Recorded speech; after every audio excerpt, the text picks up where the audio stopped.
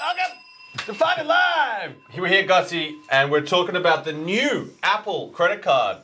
Tell us, Gussie, tell us all about this. What is this card all about? So this is about Apple getting into the credit card space, something we weren't expecting out of this morning's announcements. And yeah, basically on one level, it's just a credit card. It's just, you can use it the same way as any other credit card. The difference is it's very integrated with the Apple infrastructure. Okay, tell us about this integration. So there's the wallet, which is on the phone already. Yeah. And then how does this work? Like, how do you sign up? What's the deal? So it really is an extension of the wallet app that everyone already has on their iPhone. You can actually go into that and sign up and get the credit card just through that. Through that, you see what you've spent, what your balance is. So it's very much tied into that existing Apple experience. If you want to do customer support, you actually just text them using the Messages app. So it's very much, you're not going to want this card, you're not going to be able to use this card if you don't actually have an iPhone yourself. And at this stage, it's only going to roll out in the US. I expect we might see it elsewhere in the world later, but the initial rollout is going to be US only. US only, right. And there's this new rewards program, Daily Cash. Tell us about that. So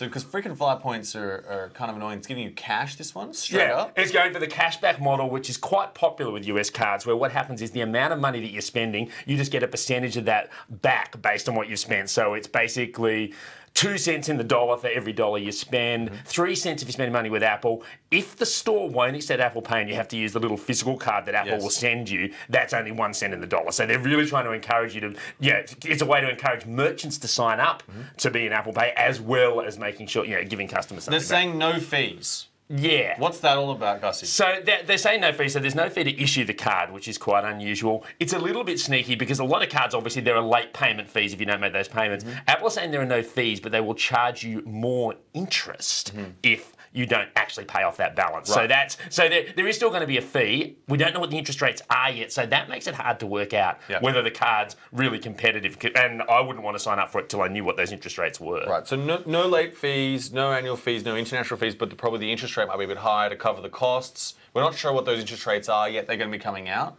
And then we've got, it's supported by Goldman Sachs. And then it's obviously, there's a physical card as well as the Apple Pay itself with the no numbers. Do you think that's going to increase usage?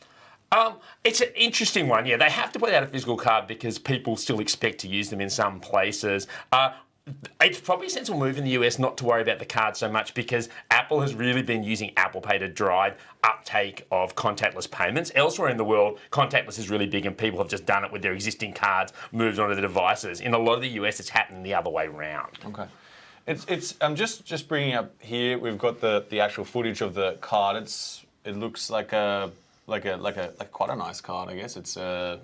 Well, it's a virtual card, really. That's right. It's very Apple to have said we don't need to have the number on it. They've made that change of saying, oh, look, that way it's more secure because other people can't copy a number, but it's part of that minimalist design aesthetic, which has been part of all of Apple's products. So it makes sense that when they bring out a card, they want it to be as clean as possible. And this new spending app, what do you think about this? So this is interesting. They're saying we'll track your spending, we'll put it in different categories, we'll use machine learning and what we already know about you as a person to sort of, give you an idea of where you spent this and what was going on. This is new, but it ain't revolutionary. We've seen that in individual apps like Pocketbook. We've seen that in a lot of, certainly in Australia, a lot of the banking apps will give you that same functionality. So I think that's a good to have, but to me, that's like they've got to have that to be in the game. And this is the daily cash, the rewards. Yeah. So this is saying to you, okay, you've done this spending, we're going to give you this much back as cash that you can then spend on something else. And that we do know that appeals to consumers. They like that more than trying to work out freaking Fly Points. Unless you're a freak like me who likes that stuff, cash is a lot easier to understand. Brilliant. All right, that's the new Apple card. Gussie, thanks so much for joining us. We'll see you guys later. Yeah.